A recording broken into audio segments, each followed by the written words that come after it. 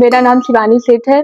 मैंने अपना बीएससी और एमएससी दोनों ही पूर्वांचल यूनिवर्सिटी के एफिलिएटेड कॉलेज से किया है और मैंने सीएसआर जेआरएफ 2023 में मतलब क्लियर किया है और मैं यहाँ पे आई हूँ। मतलब आपको जो कुछ भी पूछना है, आपके जो डाउट्स हैं वो आप मुझसे पूछ सकते हैं, तो प्लीज आस्क। पहले तो कॉन्ग्रेचुलेशंस टू यू। मेरा फर्स्ट क्वेश्चन जो आपसे ये है कि जैसे कि सर ने काफ़ी कुछ बताया हमको आपके जर्नी के बारे में कि काफ़ी सारे बैकलॉग्स हुए थे, काफ़ी सारी प्रॉब्लम्स आपने फेस की थी, एग्ज़ाम भी था, तो आपने उस ओवर थिंकिंग को कैसे मतलब उस ओवर थिंकिंग से आप कैसे बचे, कैसे मैनेज किया, कैसे दूर रहे उस ओवर थिंकिंग के प्रॉब्लम से? ओवर थिंकिंग अगर आप मतलब पढ़ाई कर रहे हैं और आपके ऊपर घर का स्ट्रेस है, पढ़ाई का स्ट्रेस है, तो वो आनी है, उससे आप कभी बच नहीं सकते। हाँ, लेकिन उन चीजों को हम कम भले ही कर सकते हैं। जैसे जो आपने मतलब सबसे पहले तो आप खुद में कॉन्फिडेंस रहिए कि जो मैं पढ़ रही हूँ वो मेरे लिए सफिशिएंट है, और सबसे ज्यादा तो टीचर के ऊपर आप ट्रस्ट करिए। ठीक है।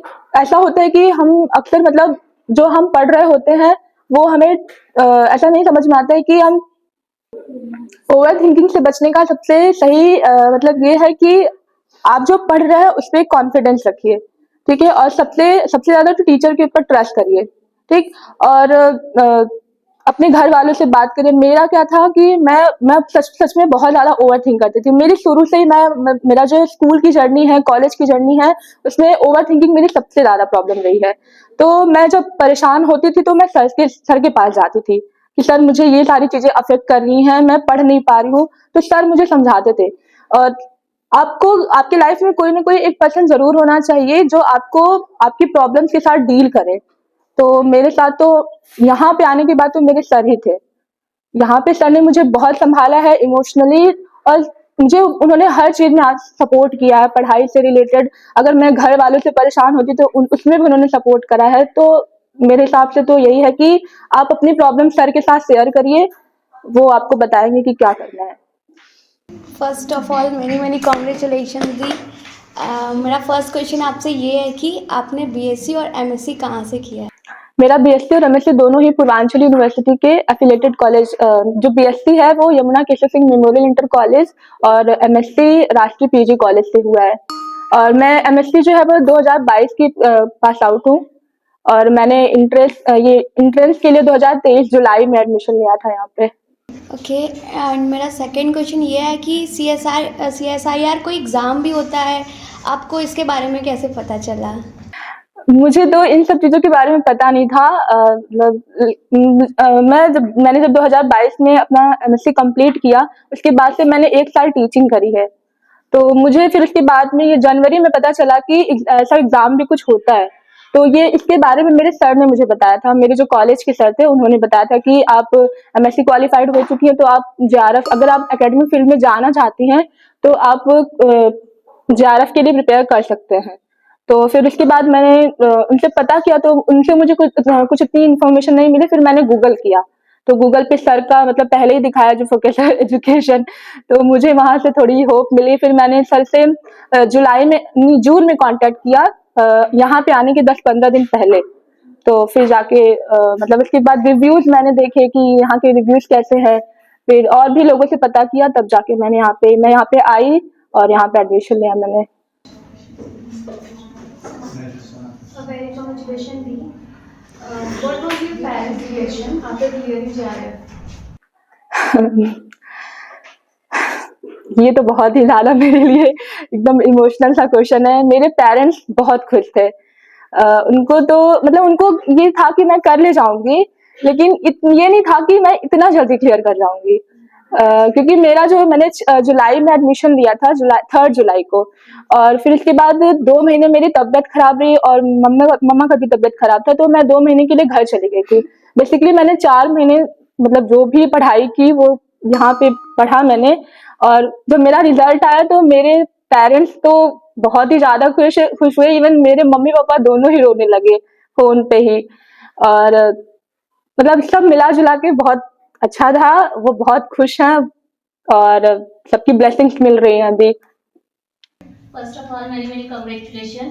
मेरा क्वेश्चन ये है कि हमारा सिलेबस जो है इतना बड़ा है, हम आज ये चीज़ पढ़ते हैं, इसके क्वेश्चन कराते हैं, फिर नेक्स्ट ऐसे करते लगता है टाइम निकल गया फिर, तो मतलब इतना सारा आपको याद कैसे वो सारी चीज़ें रही, कैसे पढ़ा आपकी, मतलब सब कुछ हो रही मेहनत।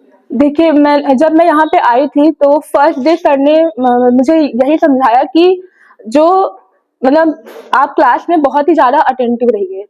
ये मैं सबसे मतलब मैं अपने बैचमेट से भी बोलती हूँ कि क्लास में जो भी सर समझा रहे हैं क्लास में, आप उस सर की बातों को बहुत ज़्यादा ध्यान से सुनिए। सर क्या कह रहे हैं वो हमेशा एग्जाम में वो आपकी सर की बातें गूंजती हैं, ऐसा सभी लोग कहते हैं। मैंने अपने सीनियर से भी सुना, बैचमेट मतलब जो साथ में पढ़ रहे हैं उनसे भी, जो एग्जाम दे चुके हैं उनसे भी मैंने जाना था, तो बस यही सुना था कि सर की बातें गूंजती हैं। तो मेरे दिमाग में यही था कि आपको मुझे क्लास में बहुत ज्यादा अटेंटिव रहना है। तो यहाँ पे जो मैं दिन भर जब मैंने जब यहाँ पे एडमिशन लिया तो मैं यहाँ पे मेरी क्लासेस जो थी वो 11 to 4 चलती थी। तो मैं 11 to 4 क्लास करती थी, उसके बाद सर जो पढ़ाते थे वो मैं जाके उसको तुरंत रिवाइज करती थी। ठीक है, रिवाइज करने के बाद उसकी क्वेश्चन प्रैक्टिस बहुत ज्यादा जरूरी है, क्वेश्चन प्रैक्टिस तो मैं वो करती थी। एमसीक्यू और पीवाईक्यूज दोनों मतलब जो सर ने पढ़ाया उस दिन, भले ही वो मतलब ऐसे पूरे टॉपिक ना हो, लेकिन जो सर ने पढ़ाया है उसके एमसीक्यू और पीवाईक्यू दोनों उसी दिन जाके लगाया मैंने। और फिर रात में जो चीजें पहले सर ने क्लास में पढ़ाई थी उसको रिवाइज करके ही सोती थी। ये मेरा डेली का रूटीन था। तो ऐसे धीरे धीरे करके आपका सारा सम्मत हुआ। कॉन्ग्रेचुलेशन आपको। अच्छा लगा होगा आपको। हाँ, बहुत अच्छा लग रहा है। अभी आप प्रिपरेशन करेंगी कि नहीं, अभी तो मेरी प्रिपरेशन है, पर मैं करूँगी। अभी एग्जाम देने में मुझे बहुत सारे आपका प्रिपरेशन क्या है, मतलब अभी आप ज्वाइन करना होगा अगर आपको, तो क्या जैसे आपका इंटरव्यू अब 11 आपका क्वालिफाइड हो गया है, तो आप किसी लैब में ज्वाइन करेंगी कि बस अभी? नहीं, अभी चूंकि मेरा जो एमएससी हुआ है वो कोरोना पीरियड में हुआ है, तो और मैं, आप जानते हो कि कोरोना पीरियड में कोई भी कॉलेज तो गया नहीं, तो मुझे इतना लैब फील्ड का उतना नॉलेज नहीं है अभी। तो ऐसा सर ने मुझे प्रेफरेंस मतलब सजेस्ट किया है कि पहले आपको लैब ज्वाइन करना चाहिए, कोई भी प्रोजेक्ट ज्वाइन करें, आप थोड़ा सीख लें, उसके बाद पीएचडी में जाएं। और मतलब आपने नीट की प्रिपरेशन की है, तो उसने आपकी हेल्प की है इतना जल्दी क्लियर करने में? मतलब बेसिकली हम लोग नॉन नीट वाले, और मेरा बैकग्राउंड भी बॉटनी और जूलॉजी का नहीं है, हम माइक्रोबायोलॉजी से एमएससी भी है, बीएससी भी है, तो क्या बेसिक्स का इफेक्ट पड़ता है? बहुत ज्यादा बेसिक का इफेक्ट पड़ता है, क्योंकि जो सीएसआर में जो भी चीजें हैं वो बेसिक तो है, लेकिन कहते हैं ना कि एबीसीडी का वो बहुत ही डिटेल्ड वाला वर्जन है एकदम। तो मेरे हिसाब से मैंने 3 साल मतलब मैंने 4 साल की प्रिपरेशन करी है नीट की। 2 साल मैंने कोचिंग में जाके करा, फिर 2 साल मैंने सेल्फ स्टडी करी है। तो मैंने उस टाइम पे जो भी प्रिपरेशन करी वो इस एग्जाम को क्लियर करने में उसने मेरी बहुत हेल्प की है, क्योंकि जब तक आपका कोई भी बेसिक नहीं क्लियर होगा तब तक आप एग्जाम को नहीं क्लियर कर सकते। ये है। तो धीरे से अगर सर पढ़ाते हैं जो चीज़ें मैंने नहीं पढ़ी हुई है, तो क्या वो मतलब हम कवर अप कर ले जाएंगे उसको, सर की पढ़ाई चीज़ों को? मतलब जैसे मेरा बैकग्राउंड एवोल्यूशन में और डाइवर्सिटी में और डेवलपमेंटल बायोलॉजी में बिल्कुल भी। सर ऐसा तो है नहीं कि मतलब बहुत उड़ा उड़ा के पढ़ाते। सर जो स्टार्ट करते हैं वो बेसिक से ही पढ़ाते हैं। तो अगर जो मेरा कहने का बस यही सेंस है कि सर जो आप पढ़ा रहे हैं, ठीक है, उसको बस कैसे भी आपको उस दिन प्रिपेयर करना है। ये नहीं कि आज का मतलब आज आपने जो पढ़ा उसको वो अगले दिन के लिए वो बैकलॉग में हो गया, ऐसा नहीं। तो बेसिक के साथ साथ आपको जो सर पढ़ा रहे हैं वो पढ़िए। Congratulation first of all. मेरा क्वेश्चन ये है कि एग्ज़ाम के दिन आपकी स्ट्रेटजी क्या थी जो पेपर सॉल्व करने की? मतलब पर सेक्शन आपने कितने क्वेश्चन अटैम्प्ट किए थे, और मतलब आपकी एक्यूरेसी क्या थी, और पहले से प्लानिंग क्या थी कि आपको कैसे अटैम्प्ट करना है? मैंने सबसे पहले तो सेक्शन ए अटेम्प्ट करा था। तो सेक्शन ए में मुझे लगा कि जितने क्वेश्चन मेरे से हो पाए मैंने किया। तो उसके बाद जब मुझे लगा कि अब आगे क्वेश्चन मेरे को नहीं आ रहे हैं, तो फिर मैंने सेक्शन बी की तरफ प्रोसीड किया। नहीं सॉरी, सेक्शन सी की तरफ प्रोसीड किया। ठीक है, फिर सेक्शन सी मैंने पूरा क्वेश्चन पढ़ा, 75 क्वेश्चन जो होते हैं। हाँ, एक और बात कि आपको पूरा पेपर पढ़ना होता है। सर ने पहले ही बोला था कि जैसे होता है कि हमें वो 75 में से 25 क्वेश्चन सेलेक्ट करने हैं, तो आपको हर एक क्वेश्चन पे जाना है। 75 पूरा क्वेश्चन पढ़िए, जो आपको समझ में आ रहा है, मतलब जो आपको आ रहे हैं 100% श्योर है, उस 75 में से 25 क्वेश्चन करिए। उसके बाद मेरा जो स्ट्रेटजी था वो मैं सेक्शन सी पे गई। सेक्शन सी पे से मुझे जो 25 बेस्ट 25 मेरे लग रहे थे, मैंने उसको टिक किया। फिर उसके बाद सेक्शन बी पे आई मैं। सेक्शन बी में 50 क्वेश्चन थे, 35 करना था आपको। तो मैंने उसमें 24 क्वेश्चन करे थे उसमें। और फिर उसके बाद जब मेरे पास थोड़ा सा टाइम बचा तो मैं वापस से सेक्शन ए पे गई। तो मेरे से 2-3 क्वेश्चन और सॉल्व हुए थे। तो ऐसी मेरी स्ट्रैटेजी थी। आपको जो मतलब ऐसा जरूरी नहीं कि आप मेरी स्ट्रैटेजी फॉलो करें। आपको जो आपका जो मतलब जिसमें बेसिक आपका ज्यादा क्लियर है, अगर आपको सेक्शन सी अच्छे से आप क्लियर कर लेते हैं, अच्छे से क्वेश्चन को जल्दी जल्दी क्वेश्चन रीड करने की आपकी आदत है, तो जल्दी से और एक्यूरेटली तो आप सेक्शन सी पे जाए। ठीक है। और सेक्शन बी क्या होता है, वो मेमोरी बेस्ड होता है। अगर आपको आ रहा है एट दैट टाइम तो आप करेंगे, नहीं आ रहा है तो नहीं कर सकते। और सबसे पहली बात तो ये भी है कि आपको आपको ये चूज करना पड़ेगा कि आपके लिए क्या सही है और क्या गलत है। ठीक है। ऐसा तो है नहीं कि हमें सारे क्वेश्चन अटेम्प्ट करने हैं। हमें बेस्ट 25 और बेस्ट 35 करने हैं। ठीक है। तो आपको ये सेलेक्ट करना है कि हमारे कौन से ऐसे क्वेश्चन है जो हमें आ रहे हैं, कौन से मतलब 100% श्योर है, और कौन से नहीं आ रहे तो उसको एकदम से निगलेक्ट करिए। वो समझ लीजिए कि वो पेपर में है ही नहीं, मैंने ऐसा करा था। तो मैंने सेक्शन सी में 25 करे थे और मेरे उसमें 18 सही थे। ठीक है, नहीं 18 और 19 सही थे। और सेक्शन बी में मैंने 35 में से 24 सही किया, 24 किया था, जिसमें मेरे 6 रॉन्ग थे। ठीक है, 6 रॉन्ग थे। और सेक्शन ए में मैंने 5 क्वेश्चन करे थे जिसमें 3 करेक्ट थे। ऐसा एक्यूरेसी था। मेरा क्वेश्चन ये है आपसे कि एग्ज़ाम के एक दिन पहले और सेम डे ऑफ एग्ज़ाम आपका स्ट्रेस लेवल कैसा था और उसे कैसे आपने हैंडल किया, ओवर थिंकिंग कैसे कंट्रोल किया? एग्जाम के दिन तो बहुत ज्यादा हाइपर हो रहे थे, लेकिन ये था कि सर थे साथ में, सर हमारे साथ थे तो हम लोगों को सब बात करके बहुत ही स्ट्रेस डाउन कर रहे थे। और एग्जाम के एक दिन पहले मैंने सब कुछ पढ़ना बंद कर दिया था, क्योंकि आपने अगर 6 महीने ढंग से नहीं पढ़ा है तो आपको एग्जाम के जस्ट एक दिन पहले पढ़ के कुछ नहीं होने वाला है। ठीक है, वो और हमें प्रेशराइज करता है कि हमें, अरे अभी हमने ये नहीं पढ़ा है, अभी हमारा ये छूटा हुआ है।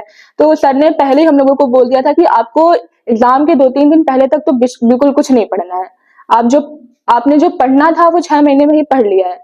तो मेरा ये था कि मैंने कुछ नहीं पढ़ा एग्जाम के एक दिन पहले। बाकी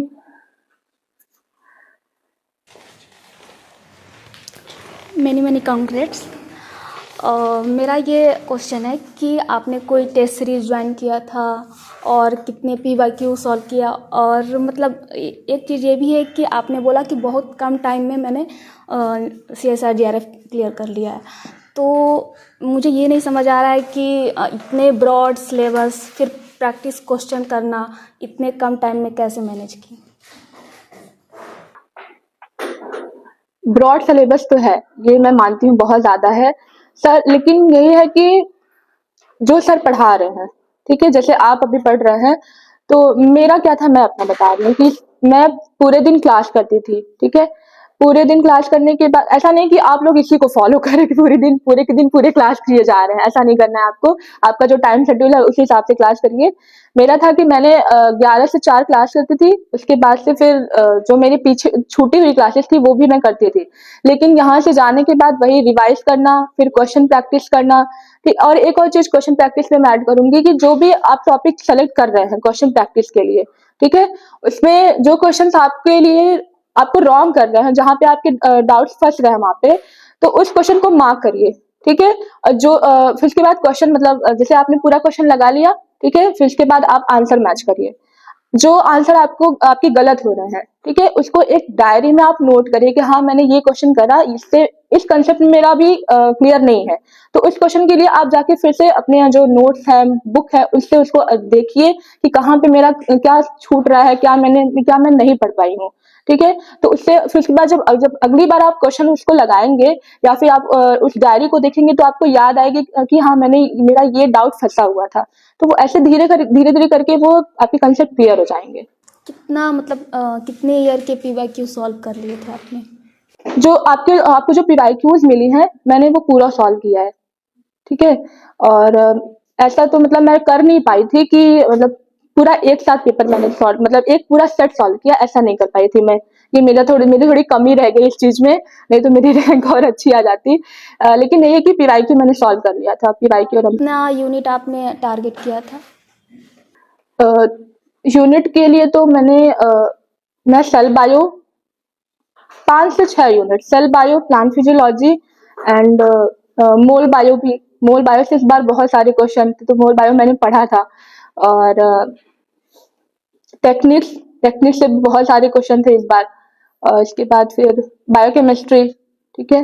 हाँ, ये सारे थोड़े अच्छे से मैंने प्रिपेयर कर लिए थे। आपने निगेटिव कैसे कंट्रोल किया? नेगेटिव कंट्रोल करने का मेरा जो फंडा रहा है वो यही है कि आप ज़्यादा से ज़्यादा टेस्ट दीजिए और PYQ और MCQ सॉल्व करिए। और जैसे इसमें क्या है कि आपको क्वेश्चन सेलेक्टिव क्वेश्चन करने हैं, तो आप अगर आपको क्वेश्चन में थोड़ा सा भी डाउट हो रहा है तो आप उस क्वेश्चन को अटेम्प्ट मत करिए। ये है क्योंकि कई बार ऐसा होता है कि हम बहुत सारी चीजें पढ़े होते हैं और क्वेश्चन में वो हमें दिख भी रहा होता है कि हाँ हमने ये पढ़ा है, लेकिन वो हमें 100% श्योर नहीं होता है कि हाँ ये इसका आंसर 100% यही होगा। तो अगर आपको ऐसा लग रहा है कि मेरे से ये मतलब हो जाएगा बट वो डाउट में है, तो आप उसको तुरंत स्किप करिए, क्योंकि वही क्वेश्चन होते हैं जो हमारे निगेटिव लेके जाते हैं। और सेक्शन बी में तो आपके क्वेश्चन बने ही होते हैं कि आपका ज्यादा से ज्यादा निगेटिव हो। अगर आपको अपना रैंक इंक्रीज करना है या फिर क्वेश्चन ज्यादा से ज्यादा आपके सही हो, तो उसके लिए आपको सबसे ज्यादा सेक्शन सी के लिए प्रोसीड करना पड़ेगा। सेक्शन सी पे अपना ज्यादा से ज्यादा फोकस करिए और सेक्शन बी में मैं ये कहूंगी आप निगेटिव कम करिए, तो आपके लिए बेनिफिशियल होगा। आपने यहीं पे क्यों ज्वाइन किया? मतलब आपके पास और भी ऑप्शंस थे, घर से आप बाहर निकल रही थी, आप बाहर भी जा सकती थी, लेकिन फिर इसी कोचिंग में आपने क्यों ज्वाइन किया? इस कोचिंग में ज्वाइन करने का सबसे पहला रीजन तो एग्जाम मेरा मतलब MSc क्लियर करने के बाद मुझे एक दूसरा सेकंड चांस मिला था कि मैं कहीं भी जाके प्रिपरेशन करूं, ठीक है। तो और जब मैंने गूगल किया तो सबसे पहले मुझे एजुफिगस एजुकेशन का ही दिखा, रिव्यूज उसके अच्छे लगे मुझे। और यहाँ पे फिर उसके बाद मैंने सर से कांटेक्ट करा कि सर मैं आपके यहाँ पे एडमिशन लेना चाहती हूँ। और तो सबसे ज्यादा तो मुझे रिव्यूज अफेक्ट किए कि रिव्यूज यहाँ के अच्छे हैं। और ऐसा बाई लक दिख गया कि मुझे एजुफोकस एजुकेशन ही पहले लिस्ट में दिखा, तो मैं यहाँ पे आ गई। और मैंने और कहीं पे जाने की कोशिश भी नहीं की, क्योंकि मैं जब यहाँ पे आई तो सर की बातों से मुझे ये मतलब लग गया था कि मैं यहाँ पे खुद को मतलब सक्सेस कर सकती हूँ। सर ने मुझे ये एश्योरेंस दे दिया था कि आप यहाँ रह के अपने आप को इस एग्जाम के लिए प्रिपेयर कर लेंगी और आप सफल भी होंगी। तो बस मैंने यहीं पे ज्वाइन ही कर लिया। और मैं ये कहूंगी कि मैंने पहले दिन डेमो क्लास लिया था, लेकिन ये चेक करने के लिए नहीं कि सर कैसा पढ़ा रहे हैं, क्योंकि मेरा मतलब जो MSc जो 2022 में कंप्लीट हुआ था और 1 साल का गैप हो गया था, तो बहुत सारी चीजें मेरी छूट गई थी। तो जब मैंने पहले दिन यहाँ पे क्लास किया तो मुझे ऐसा लग नहीं रहा था कि मैं इस एग्जाम के लिए फिट हूँ। तो सर मैं पहले दिन भी बहुत ज्यादा घबरा गई थी, तो मैंने सर से बात की, फिर उन्होंने मुझे समझाया कि नहीं पहले आप थोड़े दिन पढ़िए, उसके बाद आपको लगेगा कि आपको समझ में तो आने दीजिए पहले चीजें। अभी से आप ऐसा सोच के चलेंगे कि मेरे से नहीं होगा, तो ऐसा तो फिर हो सकता है कि नहीं होगा। तो ये चीज है कि आपको अपने आप में कॉन्फिडेंस रखना बहुत जरूरी है, अपने आप में। और आपके जो टीचर हैं, गुरु हैं, उनमें आपको विश्वास रखना बहुत जरूरी है। तो यही है। और मतलब आपने कोचिंग ज्वाइन की, तो फिर ज्वाइन करने के बाद कोचिंग का एनवायरनमेंट कैसा था? एनवायरनमेंट की बात तो यहाँ पे आके मुझे बहुत सारी चीजें मिली है। मतलब मेरे सबसे अच्छे दोस्त मिले यहाँ पे। कोचिंग का एनवायरनमेंट बहुत ही अच्छा है। यहाँ पे पढ़ाई का भी माहौल है।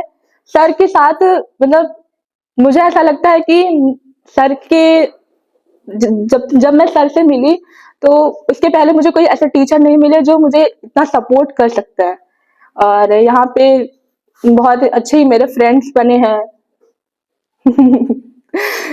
तो कोचिंग का एनवायरनमेंट बहुत ही अच्छा है, बहुत ही आपके एजुकेशन में आपकी जो प्रिपरेशन चल रही है उसमें बहुत ही हेल्पफुल है।